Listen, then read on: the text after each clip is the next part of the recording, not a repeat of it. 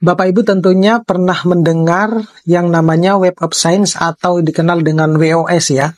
Tapi apakah Bapak Ibu tahu bagaimana caranya biar kita bisa lolos di jurnal-jurnal yang masuk di database Web of Science? Mau tahu jawabannya seperti apa? Tetap stay tune di channel saya, kita bahas ini lebih dalam.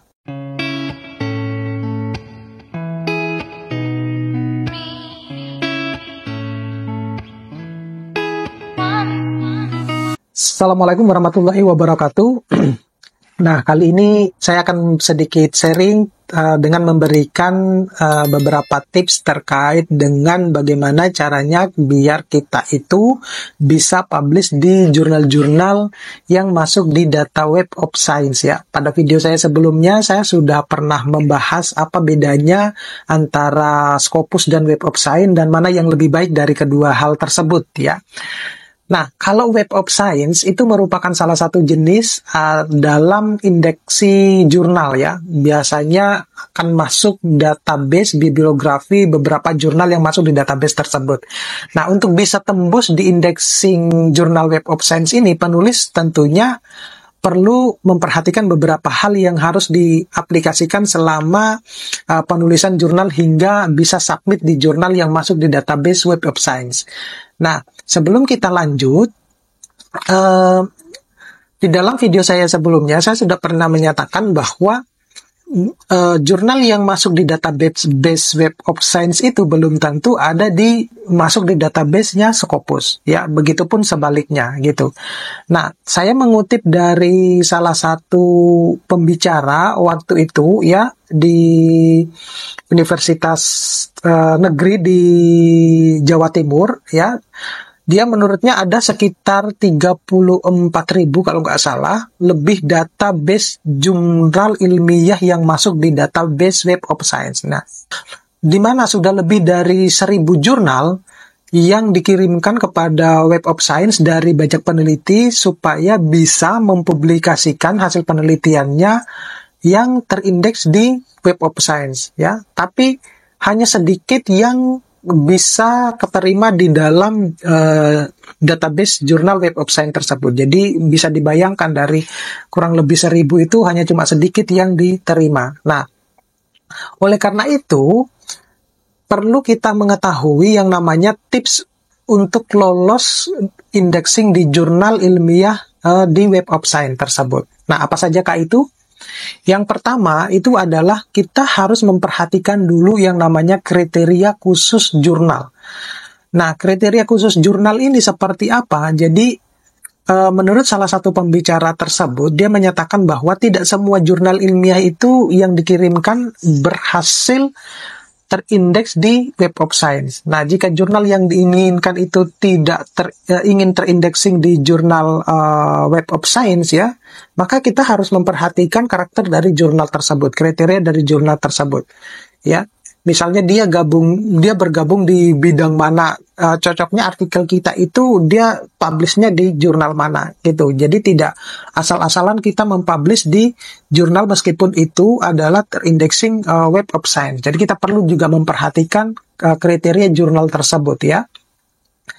Kemudian yang kedua itu adalah fokus pada kategori bidang tertentu. Ya, jadi selain kita memperhatikan keahlian penulis untuk membuat jurnal ilmiah terindeks Web of Science, dia juga menuturkan bahwa setiap editor itu harus fokus pada kategori bidang tertentu serta mempunyai pengetahuan tentang penerbitan jurnal di bidang tersebut. Jadi biasanya kalau kita submit paper itu kan kita akan melampirkan yang namanya suggestion reviewer. Nah, suggestion reviewer itu biasanya kita pilih, diharapkan bahwa nanti review kita, jurnal kita itu direview oleh orang-orang tersebut yang sudah kita pilih, tapi orang-orang tersebut itu adalah mereka-mereka yang ahli di bidang tersebut karena kita sudah mendeteksinya misalnya melalui Google Scholar-nya atau ResearchGate-nya dan macam-macam lah, semacam itu. Kemudian yang ketiga itu kita harus memiliki manfaat penelitian lanjutan. Jadi saat kita mengirimkan ya artikel kita itu ke Web of Science, maka ada beberapa rangkaian yang akan dilalui di mana kurang lebih terdiri dari 29 proses kalau nggak salah dalam pemeriksaannya. Gitu. Salah satunya yang ditinjau dalam proses tersebut adalah dampak dan manfaat dari penelitian yang dibuat. Jadi kalau dampaknya itu sangat dangkal ya, manfaatnya juga sangat dangkal, maka besar kemungkinan akan ditolak semacam itu. Itu yang kadang-kala makanya kadang kita bingung ya, ketika kita menulis itu kita merasa bahwa ini manfaatnya sudah besar, ini dampaknya sudah besar, tapi bagi editor itu enggak semacam itu. Kemudian yang keempat itu pastikan kembali tanggal publikasi. Jadi dalam sebuah workshop tersebut, dia menyarankan kepada penulis jurnal untuk mengecek kembali tanggal jurnal ilmiah yang akan dipublikasikan. Mengapa demikian? Karena hal tersebut dikarenakan jurnal harus diterbitkan pada tahun yang sama dengan tahun penulisnya, gitu. Nah, enaknya kalau kita publish di jurnal internasional itu tiap bulan mesti publish ya, tiap bulan. Jadi nggak kayak seperti jurnal-jurnal di Sinta yang per periode gitu. Bahkan mereka punya yang namanya special issue gitu. Kemudian yang kelima itu adalah kurangi jumlah sitasi internal ya. Kalau bisa kita menghindari jumlah sitasian-sitasian yang berasal dari negara yang sama gitu. Artinya misalnya negara yang sama maksud itu negara penulis ya. Misalnya saya dari Indonesia, maka saya harus mengurangi jumlah sitasian yang berasal dari Indonesia. Kenapa demikian? Karena database Web of Science maupun Scopus itu mereka memiliki yang namanya scan matrix ya. Mereka akan mendeteksi bahwa jangan sampai di dalam jurnal tersebut itu ketika mereka publish di dalam 1 tahun itu yang paling dominan adalah negara A gitu, padahal sebelumnya adalah negara B. Nah, itu yang harus juga diperhatikan. Dan itu pernah saya bahas di video saya yang lain.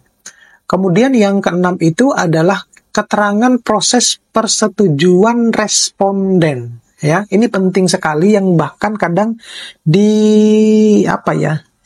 mungkin tidak terpikirkan oleh beberapa penulis gitu. Nah, hal yang kerap dilupakan oleh beberapa penulis lainnya, keterangan mengenai proses persetujuan responden. Jadi bukan koresponden ya, bukan ya. Jadi kita itu harus melakukan, ada biasanya di bagian atas sebelum referensi itu ada deklarasi antara responden gitu. Itu yang harus dipatuhi ya, yang harus diteliti gitu. Oke, mudah-mudahan ini bisa bermanfaat. Kita ketemu pada video-video berikutnya. Assalamualaikum warahmatullahi wabarakatuh.